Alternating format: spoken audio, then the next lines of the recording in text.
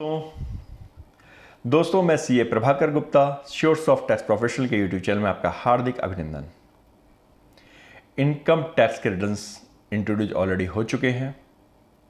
आप भी अब सोच रहे होंगे कि अपनी इनकम टैक्स के रिटर्न को फाइल किया जाए, लेकिन दोस्तों अगर आप इनकम टैक्स के रिटर्न को फाइल करना चाहते हैं तो हमारे वीडियोज रेगुलर देखिए, क्योंकि हमने बताया है कि इनकम टैक्स के फॉर्म्स में क्या क्या चेंजेस होने जा रहे हैं या इनकम टैक्स फॉर्म में क्या क्या चेंजेस हो रहे हैं।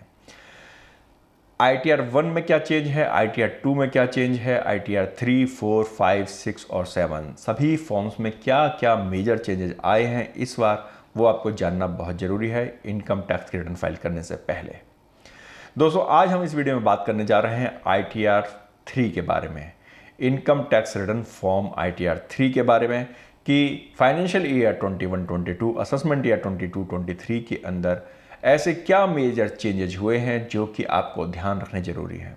तो दोस्तों मैं आपको सबसे पहले बताता हूं कि फाइनेंशियल ईयर 21-22 के जो इनकम टैक्स का रिटर्न का फॉर्म जो इंट्रोड्यूस किया है सरकार ने, उसमें 6 मेजर चेंजेज किए हैं। जी हाँ, 6 चेंजेज किए हैं, यानी 6 जानकारी हैं जो आपको और देनी होंगी।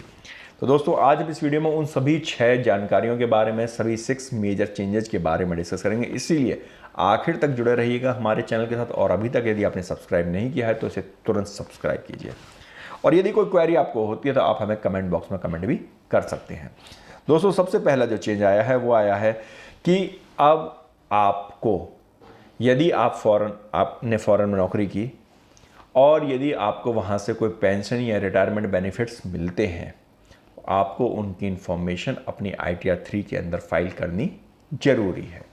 जी हाँ, अब आपको उसकी इंफॉर्मेशन देनी होगी जो आपको ओवरसीज रिटायरमेंट फंड से इनकम होती है, यानी कि आपको फॉरेन में आप नौकरी करते थे, वहाँ से आपको कोई पेंशन मिलती है, कोई रिटायरमेंट बेनिफिट्स मिलते हैं, तो उसकी इंफॉर्मेशन अब आपको अपने इनकम टैक्स रिटर्न में देनी होगी। ये था आपका पहला मेजर चेंज। दूसरा चेंज ये हो गया दोस्तों कि यदि आपने फॉरेन एक्सचेंज के अंदर यदि आपने बॉन्ड्स खरीद रखे हैं, म्यूचुअल फंड्स खरीद रखे हैं, डिविडेंड्स हैं आपके पास में, और यदि आपको उस पर इंटरेस्ट या कुछ अदर इनकम आपको मिलती है, तो आपको उनकी इंफॉर्मेशन भी सेपरेटली डिस्क्लोज करनी होगी। जी हाँ, विदेशों से मिलने वाले इंटरेस्ट पर या जो भी आपको बोनस मिलता है, इंटरेस्ट मिलता है बॉन्ड्स के ऊपर या म्यूचुअल फंड्स के ऊपर, उनकी इंफॉर्मेशन अब आपको देनी होगी, डिस्क्लोज करनी होगी। इसके अलावा यदि आप किसी ऐसी कंपनी के लिए काम करते हैं जो स्टार्टअप इंडिया में रजिस्टर्ड है, जो स्टार्टअप इंडिया के अंदर रिकॉग्नाइज्ड है, और आपको उसके थ्रू ESOP मिलते हैं, तो आपको उन ESOP की जानकारी जिस साल आपको मिले हैं उस साल देनी होगी। टैक्स की लायबिलिटी ESOP की स्टार्टअप इंडिया के केस में at the time of selling होती है, उसके कुछ अलग रूल्स हैं, वो हम सेपरेट वीडियोज में आपको ऑलरेडी बता चुके हैं। इसीलिए हम आपसे फिर कह रहे हैं कि यदि अभी तक आपने हमारे चैनल को सब्सक्राइब नहीं किया है तो आप नुकसान उठा रहे हैं, क्योंकि हमारे चैनल पे आपको 600 से ज़्यादा वीडियोज हैं जो आपको सभी तरह की इनकम टैक्स, GST और ROC से रिलेटेड इन्फॉर्मेशन प्रोवाइड कराते हैं। तो तुरंत सब्सक्राइब कीजिए हमारे चैनल को, और आपके मैक्सिमम क्वेश्चंस के जवाब आपको हमारे इस चैनल पे मिल जाएंगे। तो जैसा कि मैं आपको बता रहा था ESOP के बारे में, यदि आप स्टार्टअप इंडिया के लिए नौकरी करते हैं और आपको ESOP मिले हैं, तो आपको अपने ESOP की इंफॉर्मेशन कि भाई कब आपको मिला है, कितनी क्वांटिटी मिली है, किस वैल्यू पे मिला है, वो सभी इंफॉर्मेशंस आपको फॉर्म्स में ITR 3 फॉर्म में आपको डिस्क्लोज करनी होंगी। तो दोस्तों ये हो गए आपके 3 पॉइंट। चलिए आते हैं पॉइंट नंबर 4 पर। पॉइंट नंबर 4 कहता है दोस्तों कि यदि आपका 92CE सेक्शन 92CE 2A के अंदर अगर कोई आपको टैक्स ऑन सेकेंडरी एडजस्टमेंट अगर होती है, तो वो भी आपको शो करनी होगी। इसके बारे में भी हमारी सेपरेट वीडियो है, आप वहाँ पर डिटेल देख सकते हैं कि आखिर section 92CE sub section 2A क्या होता है। अगला है दोस्तों कि अगर आपके पास कोई फॉरेन एक्सचेंज है और आपको अपने इनकम टैक्स रिटर्न में आपको पता है कि अगर आपके पास कोई फॉरेन असेट्स हैं और फॉरेन असेट्स की इंफॉर्मेशन अब आपको अपनी इनकम टैक्स रिटर्न में शो करनी होती है, डिस्क्लोज करनी होती है। तो अब ये डिस्क्लोजर का जो पीरियड है, पहले हुआ करता था फाइनेंशियल ईयर। फाइनेंशियल ईयर का मतलब जो आपका 1 अप्रैल से शुरू होता है, 1 अप्रैल 2021 से 31 मार्च 2022 तक, ये हो गया हमारा फाइनेंशियल ईयर। अब वो फाइनेंशियल ईयर की जगह कैलेंडर ईयर के अकॉर्डिंग आपको देनी होगी। और कैलेंडर ईयर क्या होता है हमारा?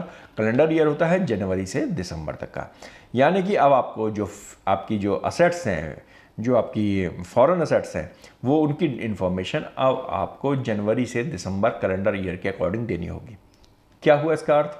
इसका अर्थ यह हुआ कि सपोज आपकी कोई फॉरेन असेट्स है जो आपने जनवरी 2022 में परचेज की, तो कैलेंडर ईयर आपका 31 दिसंबर 2021 को ख़त्म हो जाता है, तो आपको उसकी इंफॉर्मेशन देने की ज़रूरत नहीं है फाइनेंशियल ईयर 22-23 के, sorry financial year 21-22, assessment year 22-23 के अंतर्गत।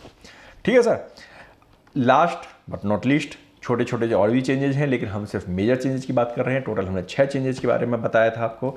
तो 6 जो चेंजेस है वो ये है कि यदि आप अपनी कैपिटल असेट्स को स्लम सेल करते हैं, फिर आप कहेंगे सर स्लम सेल क्या होती है? सर मेरी वीडियोस देखिए। तो यदि आप अपनी फिक्स्ड असेट्स को स्लम सेल करते हैं तो उसकी फेयर मार्केट वैल्यू भी आपको डिस्क्लोज करनी होगी। जी हाँ, अब आपको बताना होगा कि उसकी फेयर मार्केट वैल्यू क्या है। तो दोस्तों ये थे मेजर 6 तरह के चेंजेस जो ITR 3 फॉर्म्स के अंदर आए हैं।